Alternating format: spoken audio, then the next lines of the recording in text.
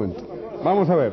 Carandel y Badinas habían pedido la palabra recientemente. Y yo también. Yo quisiera complacer primero a José Luis Martín Prieto, que pide motivos de admiración, y contestar y dirigirme a don Benito Padrinas y a don José Luis Illanes, a quienes, por cierto, por lo que a mí respecta, agradezco mucho esta conversación, porque siempre me he topado con la negativa de los miembros del Opus Dei a hablar del asunto. De manera que esto ya es un motivo para mí de agradecimiento. He conocido personas del Opus Dei, excelentes, magníficos cristianos, magníficos compañeros en prensa, no tengo nada contra ellos.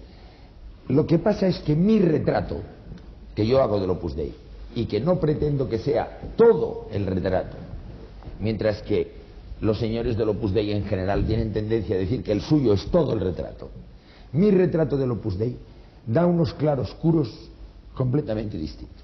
Da, por ejemplo, que Monseñor Escrivá tiene una ambición de riqueza durante toda su vida ilimitada y una ambición de títulos y de honores ilimitada. Ambición de riqueza que se demuestra, por ejemplo, creo que iluminando a José la Luis casa, los Prieto, apellidos, la rehabilitación del el libro. cambio de apellido, primero que él se llama José María Escrivá Albás, José María separado, y luego se lo junta para mayor estética, y luego se pone de Balaguer, que no es el apellido de la familia sino el origen del pueblo. En la petición del marquesado de Peralta, diciendo con esta cosa que decía ahora Carlos Albás, con la que estoy de acuerdo, que lo que dice está bien y lo que hace es lo que no nos gusta, que dice que es para su hermano y para complacer a su hermano. Es el único cura católico de la historia que ha pedido un título marquesal, porque todos los que lo tenían, cuando llegaron al sacerdocio, lo renunciaron a él. Me permites un momento que apostille que no le correspondía. Que además a lo mejor no le correspondía, porque quizá correspondía más a los Albás. A José María a los Albás, que son los de No, a los Albás no, a José María Blanco. Bueno, sigo.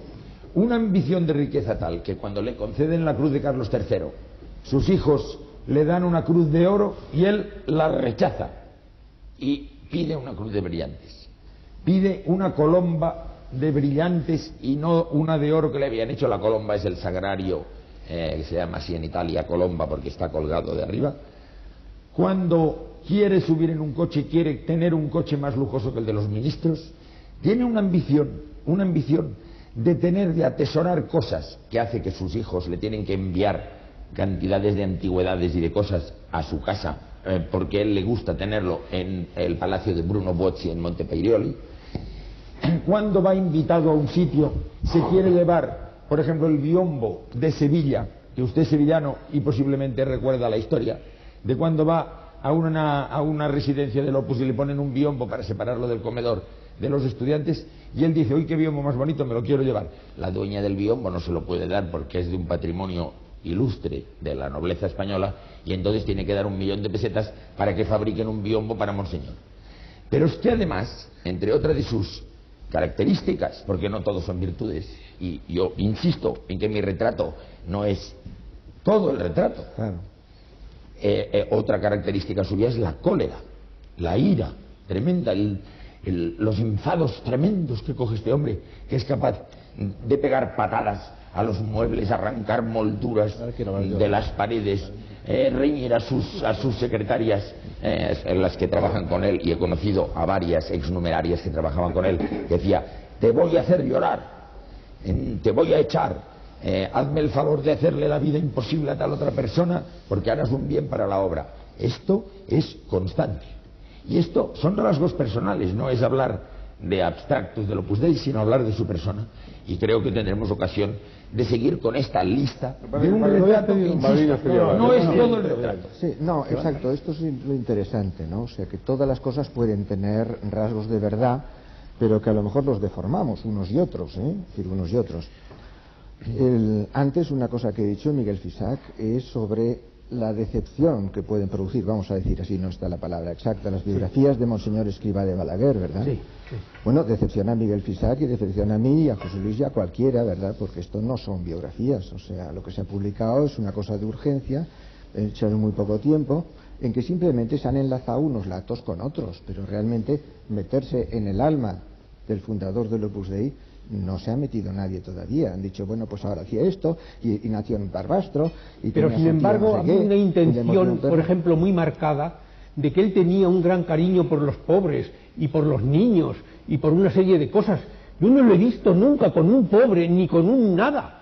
Y he estado los 19 años más pobres que ha tenido el Opus Dei, como tú sabes. Está bien que lo digas. O sea que, esto. claro, hay cosas que no. Hay una cosa, por ejemplo, hay que tener en cuenta que cuando yo salí del Opus Dei, yo dije, yo no he dejado de ser cristiano, y he tenido que restaurar mi cristianismo. Y entonces he visto que el cristianismo es libertad y amor. Muy bien. Y yo la he visto. No la he visto en el señor Escrivá, no la he visto. Pues por eso digo, esto es lo que decía pues sí, es una desgracia. Porque yo, en cambio, sí lo he visto. Si pudiéramos discutir sobre que era una persona muy mortificada y sobre que era una persona muy piadosa, yo tengo que decir que sí. Sí. Pero también tengo que decir que a mí me da la impresión de que se ha sustituido la fe y la piedad, la fe por la piedad. Hay un rasgo muy importante. Y sin embargo, pues hay una serie de rasgos de amor. Yo no he, es que es muy fuerte.